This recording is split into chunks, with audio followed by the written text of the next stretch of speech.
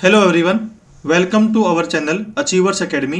आज हम इस वीडियो में एसएससी चंडीगढ़ के अंदर जो हमारी टीजीटी की वैकेंसी रिलीज हुई है उसमें हम टीजीटी साइंस नॉन मेडिकल के अंदर जो हमारी पोस्ट निकली है उसमें हम फिजिक्स के सिलेबस का डिस्कशन आज हम इस वीडियो में करने वाले हैं, क्योंकि एसएससी चंडीगढ़ के अंदर science medical and non medical की पोस्ट अलग अलग निकली है और साइंस नॉन मेडिकल पोर्शन के अंदर ही हमारी फिजिक्स आने वाली है।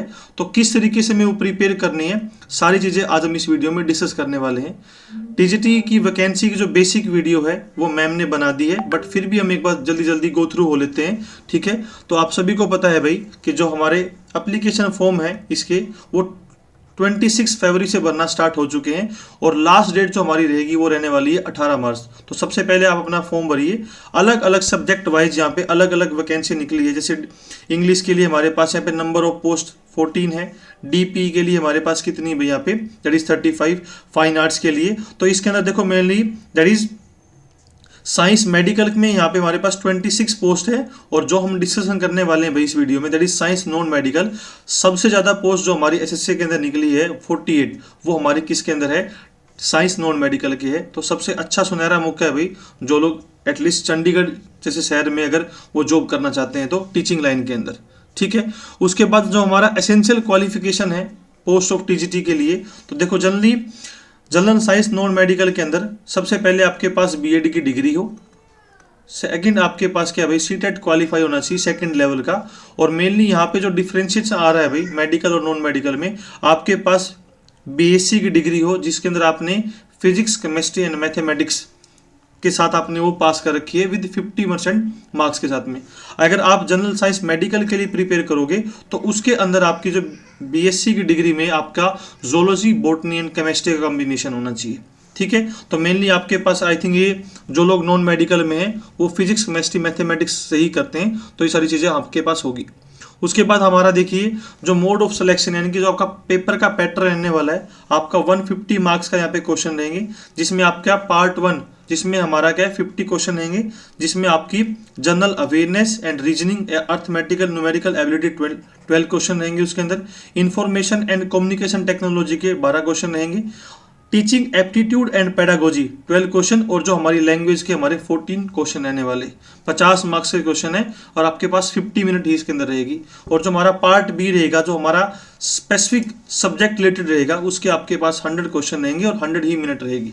इट मीन्स 150 मिनट का आपका ये एग्जाम होगा। और इसके अंदर जो स्पेशली इन्होंने लिख रखा है कि भाई आपका जो मिनिमम क्वालिफिकेशन मार्क्स रहेगा part A and part B दोनों का सेपरेटली आपको 40% मार्क्स अचीव करने हैं। इट मीन्स पार्ट ए के अंदर अगर 50 क्वेश्चन है तो इसमें आपके 20 मार्क्स से ज़्यादा मार्क्स होने चाहिए और आपके यहाँ पे क्या है भाई 40 क्वेश्चन तो ठीक होने चाहिए क्वालिफाइंग करने के लिए इस पेपर को।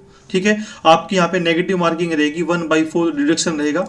1 मार्क्स ठीक होना 1 नंबर मिलेगा और नेगेटिव में आपका यानी कि 0.25 मार्क्स का डिडक्शन यहाँ पे रहने वाला है। और उन्होंने आपके पास स्पेसिफाई किया है कि टीजीटी साइंस नॉन मेडिकल के अंदर जो आपका पेपर रहेगा सब्जेक्ट का उसमें 33 क्वेश्चन फिजिक्स के, 33 क्वेश्चन हमारे केमिस्ट्री के और 34 जो क्वेश्चन है वो हमारे क्या है मैथमेटिक्स के रहने वाले। सिलेक्शन पोजीशन किस तरीके से हमारा यहाँ पे मेनली यहाँ पे आपका कोई इंटरव्यू नहीं है भाई। ठीक है, आपका सिंपल सा है, जितने ज़्यादा नंबर जिस भी मतलब पर्सन के रहेंगे वो डायरेक्ट उसके लिए क्या है एलिजिबल रहेगा। हाँ, अगर इन केस अगर किसी के पास क्या है अगर सेम क्वेश्चन अगर मतलब सेम नंबर अगर हमारे क्लैश करते हैं तो फिर वो आपकी बीएड की डिग्री में देखेंगे भाई कि बीएड की डिग्री सबसे पहले किसकी हो रखी है, या फिर अगर सीनियरिटी वाइज भी भाई क्या है अगर एज अगर ऐसा नहीं बनेगा तो एज जिसकी बड़ी होगी उसको उसमें क्या है कंसीडर किया जाएगा। ठीक है, तो ये हमारा यहाँ पे क्या है एज लिमिट है। ठीक है, हमारा एक 2024 के अकॉर्डिंग उस पर्सन की जो एज है वो 21 से 37 ईयर के बीच में रहनी चाहिए। ठीक है, बाकी जो हमारा रिलैक्सेशन है वो आप यहाँ से देख सकते हैं। तो मेनली जो यहाँ पे हमारा सिलेबस आया है भाई, ठीक है, टीजीटी साइंस नॉन मेडिकल के लिए इसमें आपका क्या है फिजिक्स केमिस्ट्री एंड मैथमेटिक्स का जो पोर्शन है इन्होंने जो दिखा रखा है सब्जेक्ट वाइड इन्होंने डिटेल में चीज़ दे रखी है, आप साइट से भी इस चीज़ को डाउनलोड कर सकते हो। ठीक है, अब मेनली हमें यहाँ पे डिस्कशन करना है कि फिजिक्स का सिलेबस जो हमारा है वो हमें कहाँ कहाँ से कवर करना है। तो जितना मैंने व्यू जिस तरीके से इन्होंने रिप्रेजेंट कर रखा है भाई आपको यहाँ पे 11th 12th का ही प्रिपेयर करना है। ठीक है, क्योंकि जिस तरीके से इन्होंने चैप्टर को नेमिंग वाइज डाला है यहाँ पे, जैसे इन्होंने डायरेक्ट मैकेनिक्स यूज किया है, तो 11th क्लास के अंदर जो भी हम मैकेनिक्स के पोर्शन में पढ़ेंगे भाई, वहाँ पे हम लोग उसकी दो चीज़ें ब्रांच पढ़ते हैं, that is statics and kinematics. आपको उसके अंदर वो सारी चीज़ें कवर करनी है, ठीक है। तो 11th क्लास का जो फर्स्ट पोर्शन यहाँ पे है दैट इज मैकेनिक्स, इसके अंदर आपको motion in 1D and motion in 2D cover करना है। और थोड़ा सा हम लोग हमारे अचीवर्स एकेडमी ऐप पे भी हमारा कोर्स अवेलेबल रहेगा, आप कहीं से भी पढ़ सकते हैं, बट हम जो कोर्स यहाँ पे करवाएंगे, ठीक है, उसके अंदर मैं यहाँ पे क्या है NLM का पोर्शन भी हम थोड़ा सा पढ़ने वाले हैं, that is Newton laws of motion का, जो हम यहाँ पे कवर करेंगे 11th क्लास के अंदर। उसके बाद यहाँ पे हमारा जो सेकंड जो इन्होंने 12th क्लास का इन्होंने इंक्लूड कर रखा है, वो हमारा कर रखा है यहाँ पे थर्मोडाइनमिक्स।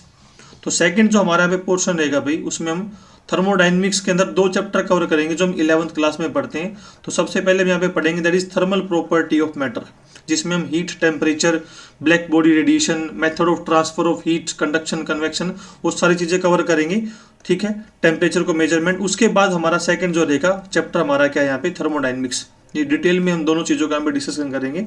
उसके बाद जो हमारा थर्ड चैप्टर यहाँ पे जो इंक्लूड कर रखा है that is wave and vibration and electromagnetic theory.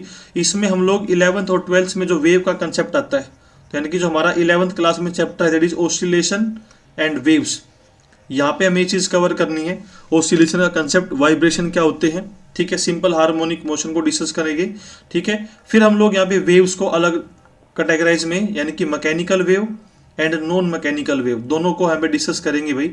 तो हमारे जो मैकेनिकल वेव है, ठीक है, यानी कि यहाँ पे साउंड वेव को अलग से डिस्कस करेंगे, और यानी कि 11th क्लास के हिसाब से जो हमारी वेव है उसमें जो हमारी ट्रांसफर वेव और जो नोगुलेटेड वेव की डिफरेंट मीडिया में क्या क्या उसकी वेलोसिटीज रही है, फिर स्पेसिफाई हम साउंड का चैप्टर यहाँ पे पढ़ेंगे। और नॉन मैकेनिकल वेव के अंदर हम लोग यहाँ पे 12th क्लास के अंदर इलेक्ट्रोमैग्नेटिक वेव के चैप्टर को पढ़ेंगे, जहाँ पे हम लोग डिस्प्लेसमेंट करंट के कंसेप्ट को और इलेक्ट्रोमैग्नेटिक स्पेक्ट्रम को समझेंगे यहाँ पे, ठीक है। उसके बाद जो हमारा पोर्शन है ये 11th क्लास का है अकॉर्डिंग टू गिवन सिलेबस। उसके बाद फिर जो हमारा 12th क्लास का पोर्शन बचता है भाई, देखो सबसे पहले इन्होंने यहाँ पे स्पेसिफाई किया that is electricity and magnetism. ये जो हमारा पोर्शन है वो 11th का है भाई। अब हम डिस्कस करेंगे कि 12th क्लास के हमें कौन कौन से चैप्टर यहाँ पे पढ़ने हैं। तो देखो इलेक्ट्रिसिटी एंड मैग्नेटिज्म, इसके अंदर हम लोग सबसे पहले डिस्कस करेंगे इलेक्ट्रोस्टैटिक, जिसमें हम चार्ज को एज ए रेस्ट पोजीशन में इलेक्ट्रिक फील्ड अलग अलग बॉडी डिस्ट्रीब्यूशन की पढ़ेंगे। उसके बाद सेकंड चैप्टर हमारा जो आता है भाई दैट इज करंट इलेक्ट्रिसिटी। अब करंट इलेक्ट्रिसिटी के अंदर हम लोग यहाँ पे डिटेल में डीसी एंड एसी करंट के बारे में पढ़ेंगे और पूरा कंसेप्ट यहाँ पे पढ़ने वाले हैं करंट इलेक्ट्रिसिटी के अंदर, ठीक है। उसके बाद हमारा जो नेक्स्ट चैप्टर रहेगा दैट इज मैग्नेटिज्म। तो यहाँ पे सबसे पहले जो हमारा है मैग्नेटिक इफेक्ट ऑफ करंट, ये हम चैप्टर यहाँ पे डिस्कस करेंगे। और हमारे यानी कि अगर आपको कहीं से भी अगर आप पढ़ रहे हो तो, और मैग्नेटिज्म ये आपका 12th क्लास की जो फर्स्ट बुक है उसमें आपका चैप्टर नंबर 4 एंड 5 चैप्टर है, ठीक है। और साथ में हम लोग यहाँ पे इलेक्ट्रोमैग्नेटिक इंडक्शन, यानी कि जो दोनों का कंबाइंड इफेक्ट यहाँ पे आता है इलेक्ट्रोमैग्नेटिक इंडक्शन, हम पूरा का पूरा in electricity and magnetism topic के अंदर हम कवर करने वाले हैं। उसके बाद हम लोग यहाँ पे डिस्कस करेंगे जो सेकंड पोर्शन रहेगा भाई हमारा रे एंड वेव ऑप्टिक्स। तो रे एंड वेव ऑप्टिक्स के अंदर हम लोग यानी कि लाइट के जो दोनों बिहेवियर है भाई, वेव यानी कि रे एंड वेव, ये हमारा फर्स्ट पोर्शन में हो जाएगा। और क्वांटम मैकेनिक्स के अंदर हम लोग पार्टिकल फिजिक्स, जिसमें हम dual nature of matter and radiation, उसको डिस्कस करने वाले हैं। तो हमारा जो फर्स्ट बुक है 12th क्लास की वो तो हमें सारी की सारी पढ़नी है। जो सेकेंड बुक जो हमारी रहने वाली है 12th क्लास के अंदर वो भी हमें सारी कवर करनी है। तो सबसे पहले हम यहाँ पे हमें ऑप्टिक्स डिस्कस करना है सेकेंड पार्ट, जिसके अंदर हम लोग रे एंड वेव ऑप्टिक्स आपको कवर करना है। फिर उसके बाद जो आपका नेक्स्ट जो उन्होंने डिफाइन कर रखा है दैट इज क्वांटम फिजिक्स। तो क्वांटम फिजिक्स जो हमारा 12th क्लास में आता है भाई वो हमारा रहता है that is dual nature of matter and radiation, ठीक है। उसके अंदर हम लोग हाइजेनबर्ग अनसर्टेनिटी प्रिंसिपल, प्लैंक वाली जो चीज़ें पढ़ते हैं, ठीक है, जिसमें हमने मेनली हमें dual nature of matter and radiation के अंदर हमें यहाँ पे फोटो इलेक्ट्रिक इफेक्ट को और कॉम्पटन इफेक्ट्स को पढ़ना है।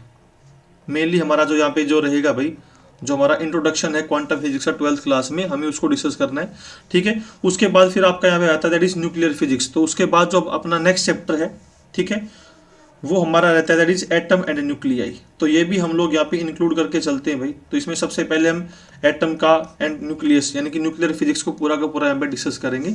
और उसके बाद जो हमारा बस that is electronics and solid state में, तो यहाँ पे आपका जो इलेक्ट्रॉनिक्स के अंदर हमें चीज़ें पढ़नी है भाई, ठीक है, जिसके अंदर हम लोग सेमीकंडक्टर को, ट्रांजिस्टर को एंड लॉजिक्स गेट भी हम लोग यहाँ पे डिस्कस करेंगे।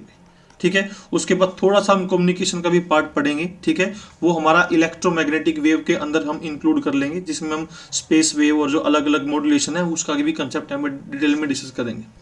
क्योंकि जिस हिसाब से इन्होंने छोटे से पार्ट में ही पूरा का पूरा सिलेबस डिस्क्राइब किया है, उस हिसाब से इसमें अगर 33 मार्क्स अगर आपके यहाँ पे क्वेश्चन रहने वाले हैं तो वो आपको डिटेल में इस चीज़ के बारे में पढ़ना पड़ेगा। तो 11th क्लास का पोर्शन थोड़ा सा हमारा कम है और 12th क्लास आपको सारी की सारी ही पढ़नी है। फर्स्ट बुक में हमारे ये साथ के साथ जो हमारे चैप्टर है भाई, ठीक है, इलेक्ट्रिसिटी एंड मैग्नेटिज्म में वो कवर हो जाएंगे हमारे। इलेक्ट्रोमैग्नेटिक वेव हमारा 8th चैप्टर है। ठीक है, रे एंड वेव ऑप्टिक्स ये हमारा 9th और 10th चैप्टर है 12th क्लास की एनसीईआरटी बुक के हिसाब से। ठीक है, उसके बाद आपका dual nature 11th chapter number 11, atom and nuclide 12 and 13, और ये हमारा क्या है भाई इलेक्ट्रॉनिक्स जो हम पढ़ते हैं यहाँ पे। ठीक है, सेमीकंडक्टर के अंदर हम लोग यहाँ पे ऑप्टो इलेक्ट्रॉनिक जंक्शन डिवाइस पढ़ेंगे, जिसमें हम जो मतलब एलईडी फोटोवोल्टिक सेल, जिसमें हम लोग जिनर डायोड वगैरह सारी चीज़ें डिस्कस करने वाले हैं। तो मेनली भाई जिस हिसाब से आपका सिलेबस है, आपको सारी की सारी चीज़ें आप कहीं से भी पढ़ सकते हैं। ठीक है, रेफरेंस आप एनसीईआरटी बुक का ले और कोई भी हेल्पिंग बुक से आप जो मैंने आपको बताया है, आपको इतनी सारी चीज़ें कवर करनी पड़ेगी। हमारा यहाँ पे अचीवर्स एकेडमी ऐप पे हमारा कोर्स लॉन्च है, जिसमें हम लोग इन सारी की सारी चीज़ों को डिटेल में पढ़ेंगे। ठीक है, डिस्कस करेंगे। ठीक है, ये हमारा कोर्स अवेलेबल है। अगर आपको इसके बारे में जानकारी लेनी है तो आप एकेडमी नंबर पे बात कर सकते हैं। ठीक है, तो बाकी अब हम नेक्स्ट वीडियो में जब मिलेंगे तो हम जो भी हम लोगों ने डिस्कस किया है उस हिसाब से हम कुछ चीज़ें हम यूट्यूब पे भी पढ़ने वाले हैं। ठीक है, तो आज की वीडियो के लिए इतना ही है। Thank you so much to all of you.